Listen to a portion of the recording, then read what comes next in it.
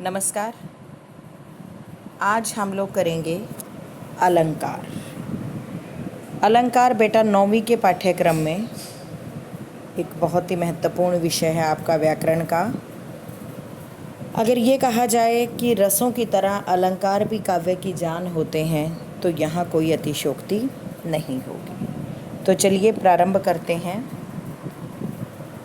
देखो, यहाँ पर मैंने आप लोगों को 2 चित्र दिखाए हैं। एक में बहुत ही साधारण सी महिला है और दूसरे में एक पूरी सुसज्जित महिला बैठी है गहनों के साथ। तो आप इन दोनों के अंतर को समझिए कि जो गहनों से सजी हुई महिला है वो साधारण महिला से कहीं सुंदर दिखाई दे रही है। तो वास्तव में जो है अलंकार की परिभाषा भी यही होती है। जो अलंकार हैं वो क्या हैं? वास्तव में वो काव्य के गहने हैं, आभूषण हैं। कि जिस तरीके से एक नारी अपनी सुंदरता को बढ़ाने के लिए आभूषणों को प्रयोग में लाती है, उसी प्रकार भाषा को सुंदर बनाने के लिए भी अलंकार रूपी आभूषणों का प्रयोग किया जाता है। तो इस प्रकार जो है अलंकार काव्य की शोभा बढ़ाने वाले होते हैं। अब देखिए, इनको हम कुछ वाक्यों के अंतर से भी समझते हैं। एक वाक्य हमने दिया, रात्रि काल में मैं तुम्हारी प्रतीक्षा कर रहा हूँ, तुम आ जाओ। ये साधारण सा, बहुत ज़्यादा प्रभाव नहीं पड़ा। अब इसी को जब हमने अलंकारों का प्रयोग करके वाक्य का प्रयोग किया तो देखिए कितना सुंदर और प्रभावशाली ये वाक्य बन जाता है। तेरे दर्शन की अभिलाषा में ललचाए नयन मेरे, बीत रही रात प्रतीक्षा में, आ जाओ तुम अंगना मेरे। इसी प्रकार हम सीधी बात कर दी, प्रिया का मुख सुंदर है। लेकिन अगर हम इसी में अलंकार का प्रयोग कर देते हैं, उपमा अलंकार का, कि प्रिया का मुख चांद के समान सुंदर है, तो इसमें 4 चांद लग जाते हैं। इसी प्रकार चंदू के चाचा ने रात्रि में चांदी के चम्मच से अपनी पत्नी को चटनी खिलाई। अब इसी को हम कैसे करेंगे? चंदू के चाचा ने चंदू की चाची को चांदनी रात में चांदी की चम्मच से चटनी चटाई। तो इस प्रकार अलंकारों का प्रयोग जब किसी काव्य में हम करते हैं तो उसकी शोभा जो है वो दुगनी हो जाती है। तो इस प्रकार यहाँ से आपको एक चित्र के माध्यम से भी पता चला और वाक्यों के माध्यम से भी ये पता चला कि अलंकारों का काव्य में आखिर कितना महत्व है। चलिए अब इसकी हम बिल्कुल व्याकरणिक परिभाषा के साथ आगे बढ़ते हैं कि देखिए, जो अलंकार है वो 2 शब्दों से मिलकर बना है, अलम और कार। अलम जो है वो आभूषण होता है। तो वही बात कि जिस प्रकार कोई भी स्त्री अपनी सुंदरता को बढ़ाने के लिए आभूषणों का प्रयोग करती है, ठीक उसी प्रकार भाषा को सुंदर बनाने के लिए अलंकारों का प्रयोग किया जाता है। अर्थात जो शब्द जो है काव्य की शोभा बढ़ाते हैं उन्हें हम क्या कहते हैं? अलंकार कहते हैं। अब देखिए, किसी भी कथन में जो अलंकार हैं वो चमत्कार उत्पन्न कर देते हैं, और यही शैली चमत्कार उत्पन्न करने वाली जो शैली है वो क्या कहलाती है? अलंकार कहलाती है। और ये जो चमत्कार होता है वो शब्दों के माध्यम से भी होता है और अर्थों के माध्यम से भी होता है। तो चलिए अब हम करते हैं अलंकार के भेद। अलंकार के 2 भेद होते हैं, एक शब्द अलंकार और एक अर्थ अलंकार। तो जैसा बताया कि जो जिस तरीके से चमत्कार उत्पन्न करता है उसी प्रकार से वो वही शब्द या अर्थ के तहत अलंकार आ जाता है।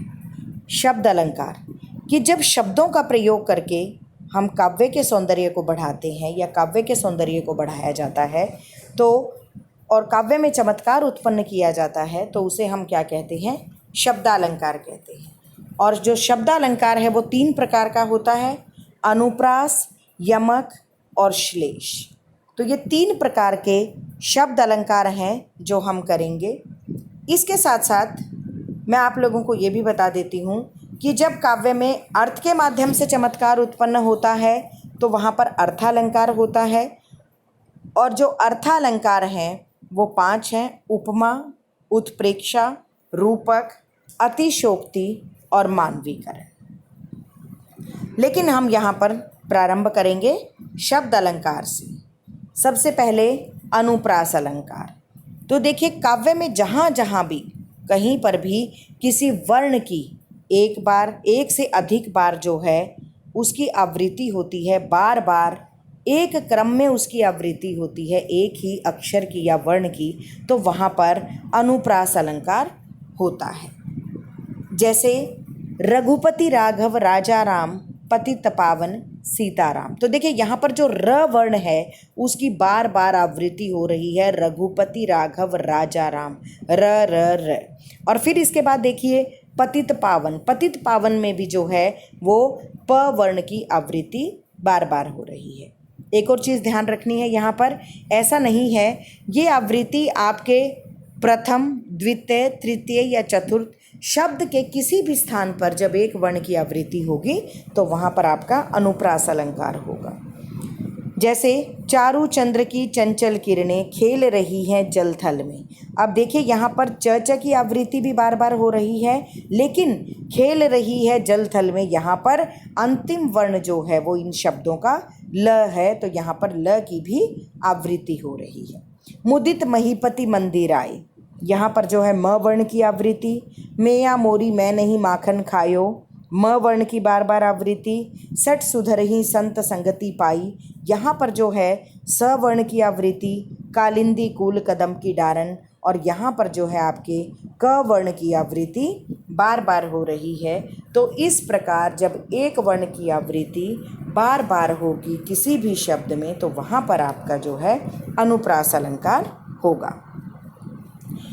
शब्दालंकार के तहत हमारा दूसरा अलंकार है यमक अलंकार, जहाँ पर एक ही शब्द को दो बार या उससे अधिक बार प्रयोग किया जाए, लेकिन शब्द एक होगा, उसके अर्थ हर बार अलग अलग होंगे, तो वहाँ पर जो है आपका यमक अलंकार होता है।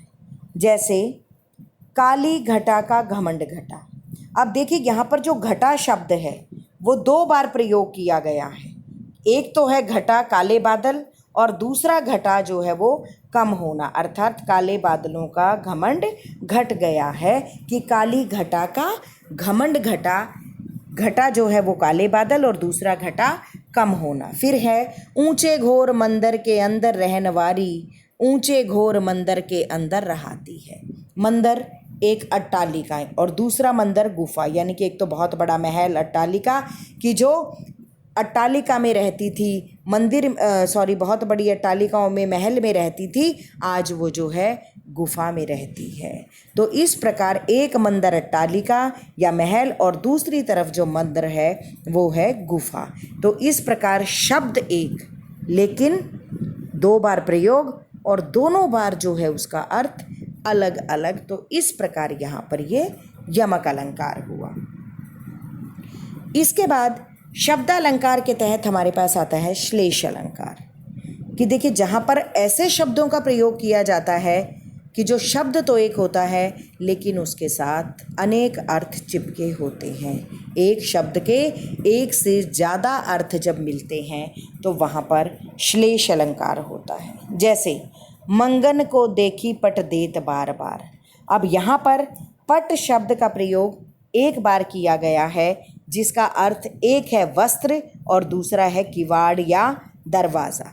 जैसे मांगने वाले को देखकर बार बार वस्त्र देती है, और अगर इसका दूसरे अर्थ में प्रयोग करें तो मांगने वाले को देखकर बार बार दरवाज़ा या किवाड़ बंद कर देती हैं। तो इस प्रकार यहाँ पर पट शब्द एक है लेकिन इसके साथ दो अर्थ चिपके हुए हैं। फिर है जा तन की झई परे श्याम हरित दुति होए। अब देखिए यहाँ पर जो हरित है, यहाँ पर एक तो है हरे रंग का होना और दूसरा हरित है हर लेना और तीसरा है हर्षित होना।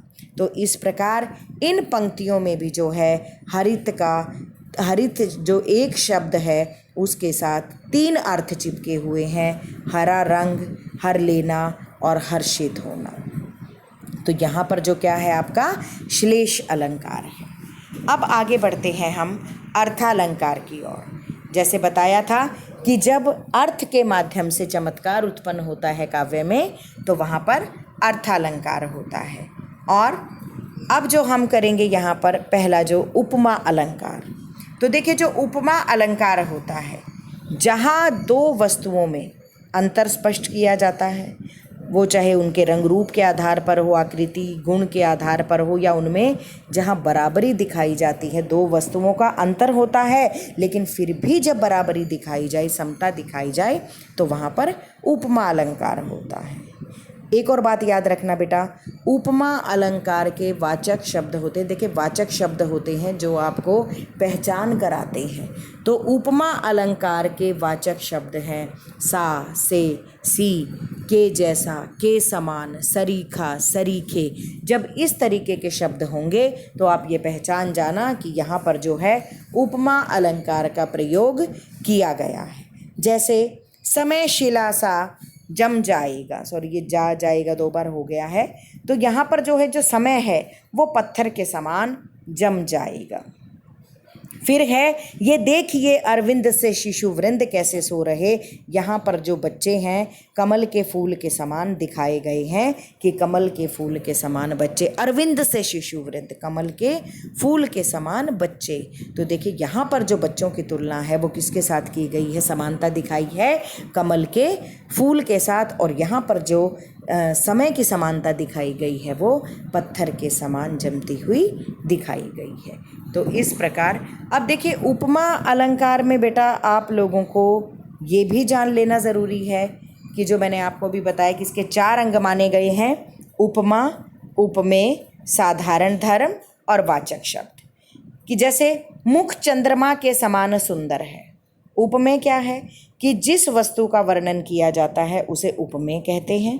जैसे मुख, हम जिसकी विशेषता बता रहे हैं या जिसका वर्णन कर रहे हैं। उपमान, जिसके साथ समानता बताई जाती है वह उपमान कहलाता है, जैसे चंद्रमा।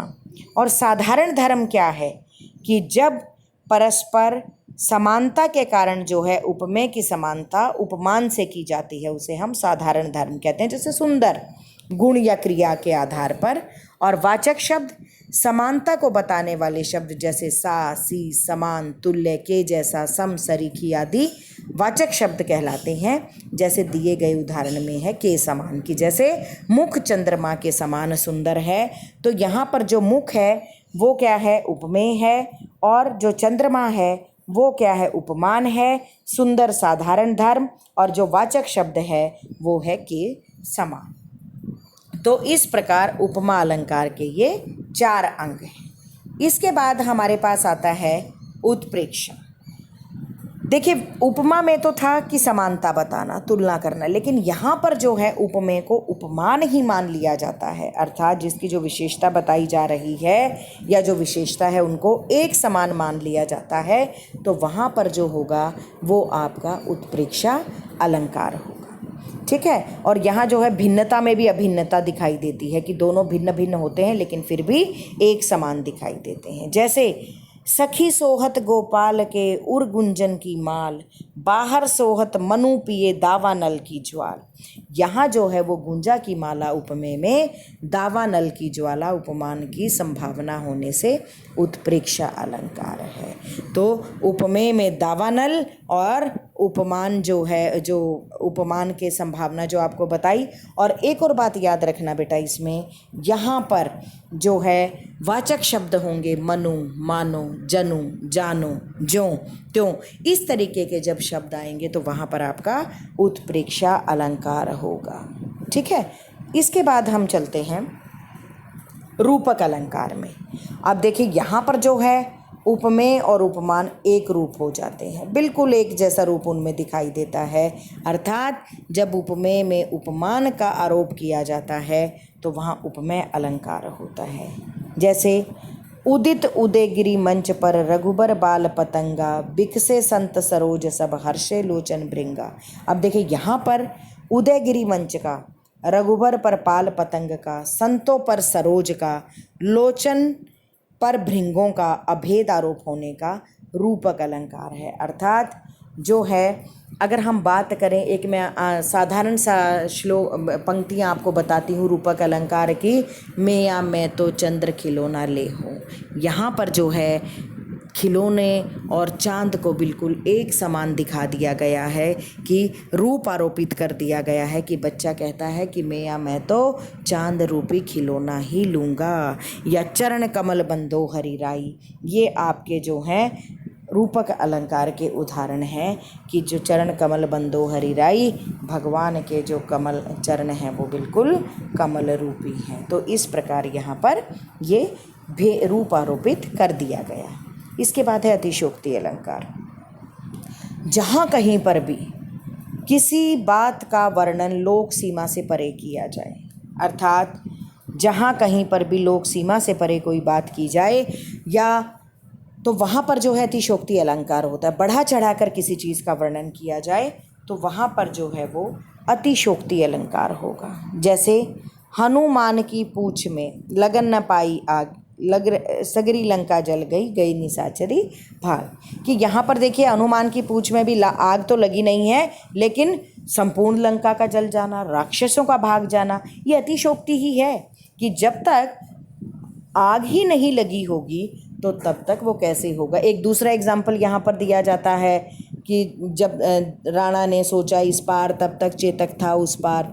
तो देखिए कि जब तक वो सोच रहे हैं तो ऐसे कैसे चेतक उस पार हो सकता है कि आगे नदियाँ पड़ी अपार, राणा ने सोचा इस पार तब तक चेतक था उस पार। तो जब हम किसी चीज़ का लोक सीमा से परे जो संभव नहीं है या बढ़ा चढ़ाकर जब किसी चीज़ का वर्णन करते हैं तो वहाँ पर हमारा अतिशयोक्ति अलंकार होता है। इसके बाद अर्थालंकार के तहत हमारा अगला अलंकार है मानवीकरण अलंकार। देखिए जहाँ पर हम प्रकृति को मनुष्य के समान काम करते हुए दिखाते हैं या मनुष्य के समान ही भावनाओं से युक्त दिखाया जाता है तो वहाँ पर मानवीकरण अलंकार होता है। वो प्रकृति को मनुष्य के समान ही व्यवहार, कार्य और भावनाओं की तरह दिखाते हैं। हालांकि सबको पता है कि जो प्रकृति है वो मनुष्य के समान तो ऐसा नहीं कर सकती, लेकिन हम लोग क्या करते हैं, इसमें प्रकृति को मनुष्य की तरह ही दिखा देते हैं, उसी की तरह भावनाएं प्रकट करते हैं। तो वहाँ पर मानवीकरण अलंकार होता है। जैसे उषा सुनहले तीर बरसाती, कि जो उषा है वो सुनहरे तीर बरसाती है, जबकि ऐसा तो नहीं होता, तीर तो केवल मनुष्य ही बरसा सकता है। जय लक्ष्मी सी उदित हुई, मेघ आए बंठन के संवर के, कि बादल जो मेघ जो है वो बंठन के संवर के आए हैं। जगी वनस्पतियाँ अलसाई, मुँह धोया शीतल जल से, कि जो वनस्पतियाँ हैं वो मनुष्य की भांति अलसा कर उठी और उन्होंने ठंडे जल से जो है अपना मुँह धो लिया, जबकि ऐसा कभी नहीं होता। सागर के ऊपर नाच नाच करती हैं लहरें मधुर गान, कि जो सागर है उसके हृदय पर जो लहरें हैं वो नाच रही हैं, कूद रही हैं और गान कर रही हैं। तो देखिए इस प्रकार तो जो है ये चीज़ संभव नहीं है प्रकृति के द्वारा, लेकिन उसके बावजूद भी हम लोगों ने यहाँ पर ऐसा दिखाया है। तो इस प्रकार यहाँ पर जो है मानवीकरण अलंकार का प्रयोग किया गया है। तो देखिए यहाँ तक थे आप लोगों के अलंकार, शब्दालंकार और अर्थालंकार। शब्दालंकार हमने किए 3 प्रकार के, अनुप्रास, यमक और श्लेष। और अर्थालंकार के तहत हमने 5 अलंकार किए, उपमा, उत्प्रेक्षा, रूपक, अतिशयोक्ति और मानवीकरण। तो इस प्रकार 9वीं कक्षा के पाठ्यक्रम के तहत आपके ये शब्दालंकार और अर्थालंकार आप लोगों को याद करने हैं। धन्यवाद।